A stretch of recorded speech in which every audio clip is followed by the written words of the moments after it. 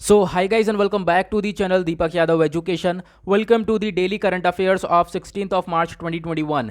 तो गाइज आज है तारीख 16 मार्च 2021। आज की तारीख से जितने भी मोस्ट इंपॉर्टेंट करंट अफेयर्स बनेंगे उन सभी करंट अफेयर को हम लोग डिटेल में डिस्कस करेंगे। नाउ बढ़ते हैं आगे। और गाइज अगर आप लोग को इस लेक्चर का पीडीएफ चाहिए तो नीचे डिस्क्रिप्शन बॉक्स में आप सभी लोगों को टेलीग्राम का लिंक दे रखा है। करना क्या है, आप लोग को उस लिंक के ऊपर क्लिक करना है और जाकर उस टेलीग्राम चैनल को ज्वाइन करना है। ज्वाइन करने से फ़ायदा क्या होगा, वहाँ से आप लोग डेली बेसिस पे इस लेक्चर की पीडीएफ को डाउनलोड कर पाओगे। नाउ अभी तक आपने इस यूट्यूब चैनल को सब्सक्राइब नहीं किया है तो ऐसा रेड कलर का बटन आ रहा होगा नीचे की साइड, सबसे पहले चैनल को सब्सक्राइब कर लो, साथ ही साथ बेल आइकन प्रेस कर लेना ताकि आप कोई भी वीडियो का नोटिफिकेशन मिस ना कर पाओ। नाउ चलिए बढ़ते हैं आगे, यहाँ पे स्टार्ट करेंगे डिस्कशन। यह है हमारा आज का सबसे पहला आर्टिकल। बात करी गई है एक बांस के बारे में जिसका नाम है बैम्बूसा बैम्बोज। अब ये कैसे बैम्बूज हैं इसके बारे में हम जानेंगे, कहाँ पर पाए जाते हैं ये देखेंगे और ये न्यूज़ के अंदर क्यों है। बेसिकली यहाँ पर ये बोला गया है जो ये बैम्बू है ये खतरा बन चुका है टाइगर और एलिफेंट हैबिटेट के लिए। कैसे, यहाँ पे ये सारी चीज़ें बताई गई हैं, आगे हम लोग इसके बारे में डिस्कस करने वाले हैं। तो चलो थोड़ा सा डिटेल में देखेंगे। ये जो बैम्बूसा बैम्बोस है इसको मोनोकार्पिक बोला गया है, यानी कि जो ये बांस है ये इस टाइप का बांस है जहाँ पर पूरे इसके लाइफ टाइम में एक ही बार फूल निकलता है। इसमें फ्लावर एक ही बार आता है, एक ही बार फ्लावर आता है और उसके बाद यहाँ पे ये जो बैम्बू है ये डेड हो जाते हैं, ख़त्म हो जाते हैं, डाइड हो जाते हैं। ठीक है, उसको बोलते हैं हम लोग मोनोकार्पिक। तो ध्यान से सुनना, फिर से बोलते हैं, यहाँ पे आपको याद रखना है जो ये मोनोकार्पिक है इसका मतलब ये है फ्लावरिंग ओनली वंस, एक बार इसके ऊपर फूल आएगा फिर उसके बाद ये जो बैम्बू है ये डेड हो जाएगा, ख़त्म हो जाएगा। अब ये जो प्लांट है ये एक पोकाइके फैमिली को बिलोंग करता है। अब यहाँ पर ये ग्रास टाइप की फैमिली है जिसको ये बिलोंग करता है, आपको ये भी ध्यान रखना है।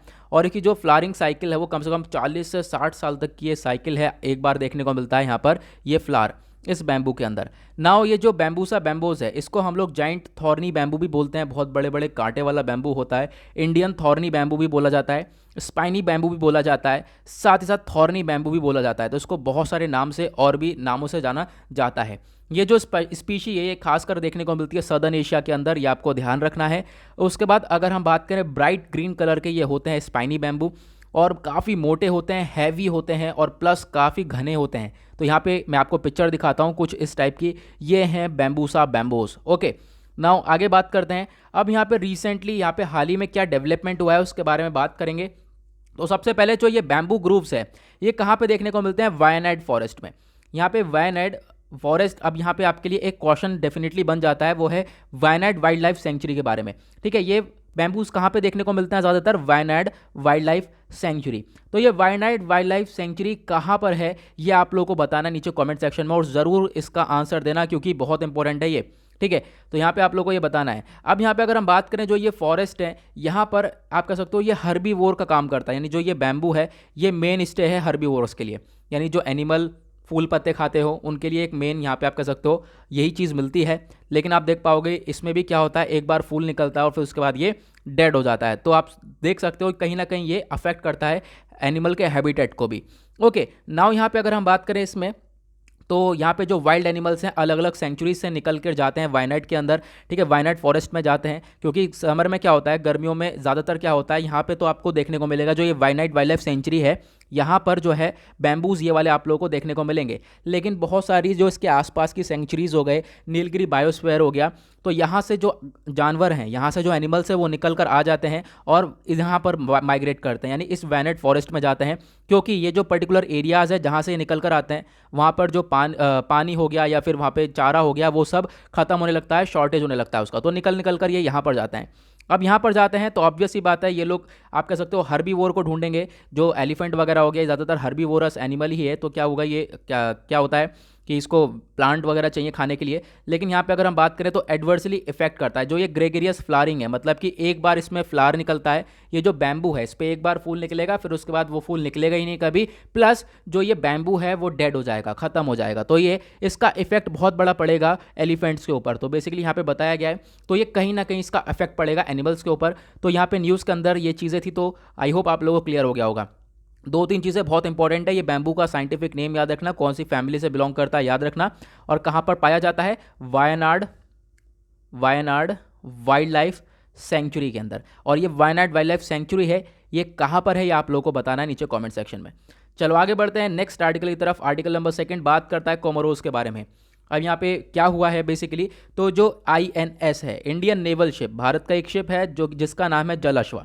अब यहाँ पे जो जलश्वा है ये पहुँच गया है अंजोना, अंजवान पहुंचा है। ये अंजवान कहाँ है, ये पोर्ट है बेसिकली, एक बंदरगाह है कोमोरोस के अंदर। कोमोरोस आप लोगों को यहाँ पे दिखाई देगा, कोमोरोस एक जगह है इंडियन ओशन में, ठीक है। तो यहाँ पे आपको दिखाई देगा। अब ये जो शिप पहुंचा है हमारा भारत का, वो शिप यहाँ पे चावल लेके गया है, 1000 मेट्रिक टन्स ऑफ राइस लेकर गया है। अब एक तरीके से आप कह सकते हो भारत और कोमोरोस के रिलेशन काफ़ी अच्छे हो रहे हैं, भारत जो है मदद कर रहा है कोमोरोस की, ठीक है। और भारत के पास एक आप कह सकते हो इनिशिएटिव है, उसका विजन है सागर।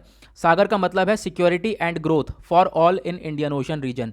इंडियन ओशन रीजन में जितनी भी कंट्रीज पड़ती हैं उनको सिक्योर करने का काम करता है भारत, प्लस उनकी ग्रोथ के ऊपर काम करता है। आप लोगों को मालूम होगा अभी कोविड-19 में हम लोगों ने वैक्सीन्स वगैरह भी भेजी हैं, प्लस हमने पहले सूडान को भी फूड वगैरह भेजा है। तो हम लोग इन लोगों की हेल्प करते रहते हैं, जो कि इंडियन ओशन में काफ़ी सारे रीजन्स पड़ते हैं, कंट्रीज पड़ती हैं, तो इनकी ग्रोथ और सिक्योरिटी के ऊपर काम करते रहते हैं। तो इस सागर के विजन के तौर पे ही हम लोगों ने क्या करा है, ये इंडियन नेवल शिप जलाश्वा भेजा है। कहाँ पर, अंजवान में। अंजवान कहाँ पर है, कोमोरोस में। आपको ध्यान रखना है अंजवान बंदरगाह कहाँ है, कोमोरोस में। अब कोमोरोस क्या है, एक आइलैंड कंट्री है इंडियन ओशन में। ये बहुत सारे आइलैंड से मिलकर बनी हुई है, तो यहाँ पे आपको ढेर सारे आइलैंड के नाम देखने को मिलेगा। ग्रैंड कोमोरोम हो गया, मोहेली हो गया, अंजुआन हो गया। तो ये अलग अलग आइलैंड से मिलकर बना हुआ है ये पूरा का पूरा कोमोरोस। तो आपको यहाँ पर इसकी लोकेशन अच्छे से देख लेनी है। कोमोरोस की कैपिटल क्या है, मोरोनी, ठीक है। मोरोनी इसकी कैपिटल है, आपको इसके बारे में भी ध्यान रखना है। लार्जेस्ट सिटी प्लस कैपिटल ये है मोरोनी। और एक और इंपॉर्टेंट चीज़ क्या है, जो ये कोमोरोस है ये अरब लीग का मेंबर है, यानी कि अरब के अंदर काउंट होता है। लेकिन ये दुनिया के अंदर, पूरे अरब वर्ल्ड के अंदर एक ऐसी कंट्री है जो कि सदर्न हेमिस्फीयर में पड़ती है, ठीक है। बाकी सारी जो है वेस्टर्न साइड में पड़ती हैं। अरब जितने भी अरब नेशन आप लोगों को मालूम होगा सब वेस्टर्न साइड में पड़ते हैं, लेकिन ये ऐसी एक लौती कंट्री है जो कि सदर्न हेमिस्फीयर साइड पर पड़ती है। प्लस ये तो आप कह सकते हो अरब लीग का पार्ट तो है ही, लेकिन साथ ही साथ ये अफ्रीकन यूनियन का भी मेंबर है। और साथ ही साथ आप देख पाओगे organisation of Islamic cooperation, Indian ocean commission, इन सब का भी मेंबर है। तो बहुत इंपॉर्टेंट पार्ट बन जाता है, बहुत इंपॉर्टेंट आइलैंड बन जाता है, आपको इसके बारे में ध्यान रखना होगा। आते हैं आर्टिकल नंबर 3 की तरफ। बात करी गई है यूके एक स्कीम लेकर आ रहा है जिसका नाम है ट्यूरिंग स्कीम। अपने वहाँ के लिए जो स्टूडेंट्स हैं, वहाँ पे विद्यार्थी हैं, उनके लिए स्कीम लेकर आया है। तो यूके की आप लोकेशन देख लो, यहाँ पे बराबर में आयरलैंड है, ठीक है, नीचे फ्रांस है। और यहाँ पे आप लोगों को ध्यान रखना है, अब ये स्कीम किसके लिए है, जो यूनाइटेड किंगडम के अंदर बच्चे पढ़ रहे हैं। अब यहाँ पर क्या हुआ है स्कीम के अंदर कि जो ये यूके है, इसने लॉन्च करा है एक स्कीम जिसके अंदर जो यूके के स्टूडेंट्स यानी कि जो यहाँ पर विद्यार्थी हैं वो लोग बाहर विदेश में जाकर पढ़ सकते हैं, ठीक है, स्टडी कर सकते हैं विदेशों में जाकर, यानी अलग अलग कंट्रीज़ में आकर पढ़ाई कर सकते हैं।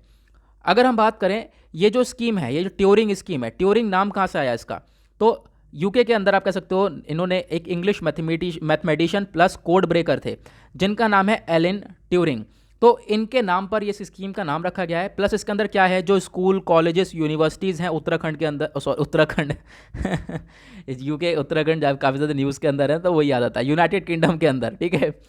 यूके के अंदर जो भी स्कूल कॉलेजेस यूनिवर्सिटीज़ हैं वो अप्लाई कर सकती हैं गवर्नमेंट फंडिंग के लिए, यानी सरकार क्या करेगी, उन्हें फंड देगी ताकि जो स्टूडेंट्स हैं उनको अलाउ करा जा सके, वो स्टडी कर सकें, ठीक है, उनको अलाउ करा जा सके कि वो लोग बाहर आ सकें, दूसरे कंट्रीज़ में जाकर अपनी पढ़ाई कर सकें, ठीक है। तो काफ़ी इंपॉर्टेंट है, तो आपको ध्यान रखना है, ये यूके एक नया इनिशिएटिव लेकर आ रहा है।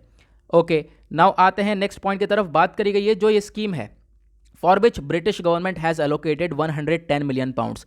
इस स्कीम के लिए जो ब्रिटिश गवर्नमेंट है वो 110 मिलियन पाउंड तक का यहाँ पे खर्च करने को तैयार है। 2021-22 में यहाँ पर ये पैसा लगाया जाएगा, प्लस 35,000 स्टूडेंट्स के ऊपर काम करा जाएगा। 35,000 स्टूडेंट्स को अक्रॉस दी कंट्री भेजेंगे ताकि वो अपनी पढ़ाई कर सकें।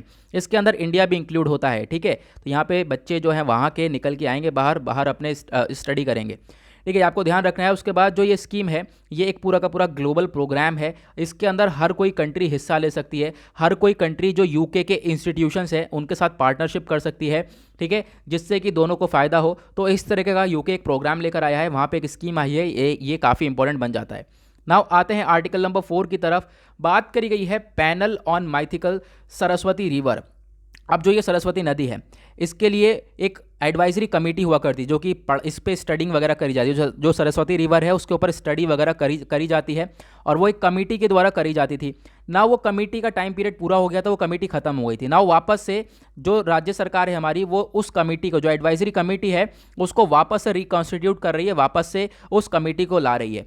ताकि जो क्या करें, हम जो मैथिकल सरस्वती रिवर है उस पर हम लोग स्टडी कर सकें आने वाले 2 साल तक। ठीक है, तो यहाँ पे काफ़ी इंपॉर्टेंट है। नाउ बात करते हैं जो आर्कियोलॉजिकल सर्वे ऑफ इंडिया है। तो 10 मार्च को ये इन्होंने एक नोटिफिकेशन जारी किया, उसमें बताया कि ये लोग एक एडवाइजरी कमेटी को वापस से रिकॉन्स्टिट्यूट कर रहे हैं, तो जो कि सरस्वती रिवर है उसको वापस से स्टडी करेगी, उसके ऊपर वापस से रिसर्च करेगी। नाउ जो एएसआई है उन्होंने पहली कमेटी को सेटअप किया था 28 दिसंबर 2017 में, 2 साल के लिए वो खत्म हो गई कमेटी। नाउ अब दूसरी कमेटी को आप कह सकते हो, इसी कमेटी को रिकॉन्स्टिट्यूट करा जा रहा है, वापस से इसको लाया जा रहा है। जो कमेटी है ये कंटिन्यू करने वाली है। अब अगर हम बात करें इसके चेयर कौन करेगा, इसको कल्चर मिनिस्टर चेयर करेंगे। पहले भी इसको कल्चर मिनिस्टर ही चेयर कर रहे थे और अभी भी कल्चर मिनिस्टर ही चेयर करेंगे। उसके बाद इसके अंदर बहुत सारे ऑफिशियल होंगे। अगर हम बात करें culture, tourism, water resource, environment, forest, housing, urban affair minister, ये सभी लोग होंगे इस पर्टिकुलर कमेटी के अंदर।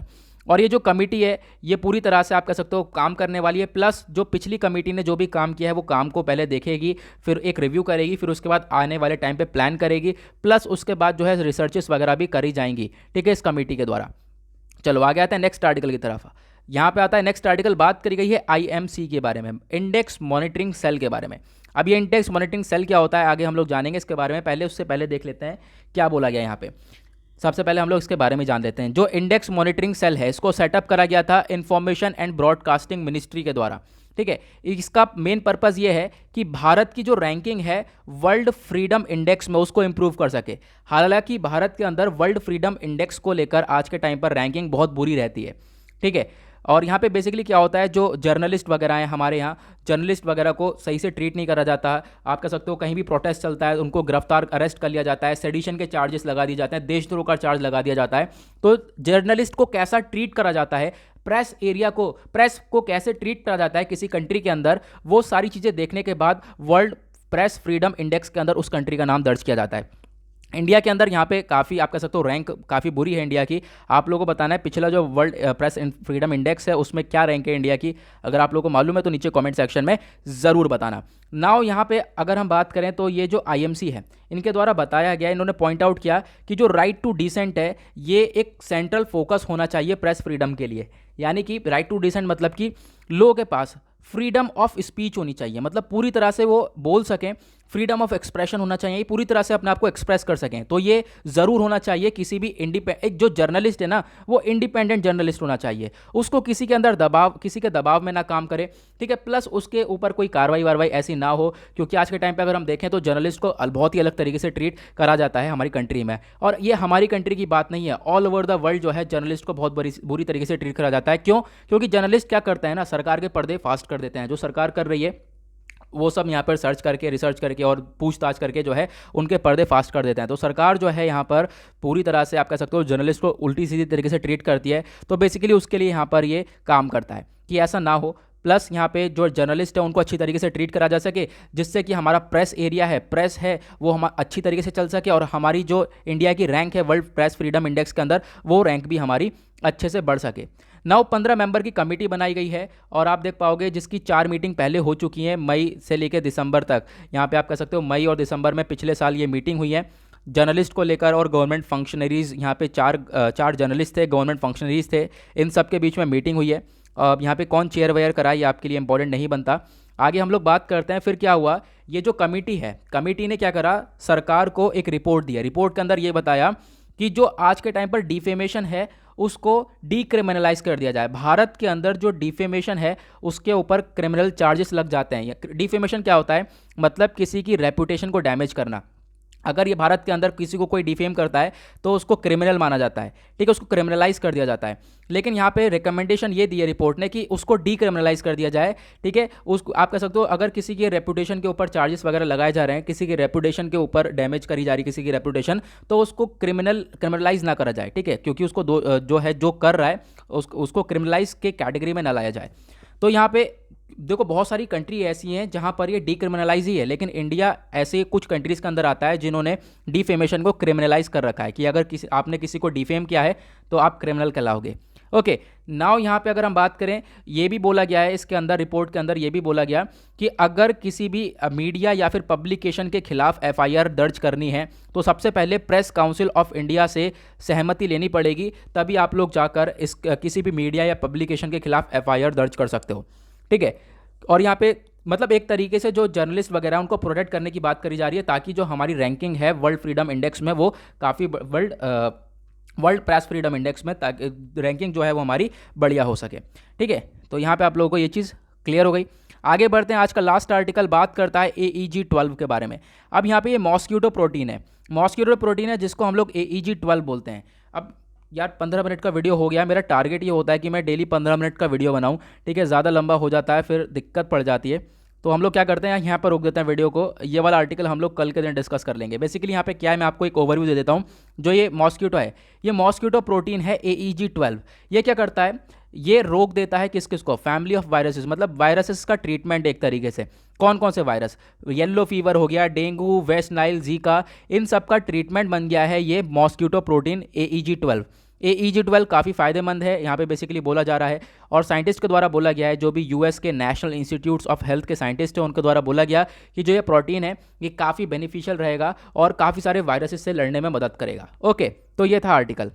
नाउ इसी के साथ करते हैं अपने डेली करंट अफेयर के वीडियो को समाप्त। आई होप आप लोगों को सारी चीज़ें क्लियर हो गई होंगी, और वीडियो को लाइक नहीं किया है तो लाइक कर लेना, चैनल को सब्सक्राइब कर लेना। मिलेंगे आप लोगों से नेक्स्ट वीडियो में। आज के लिए bye bye, have a nice day.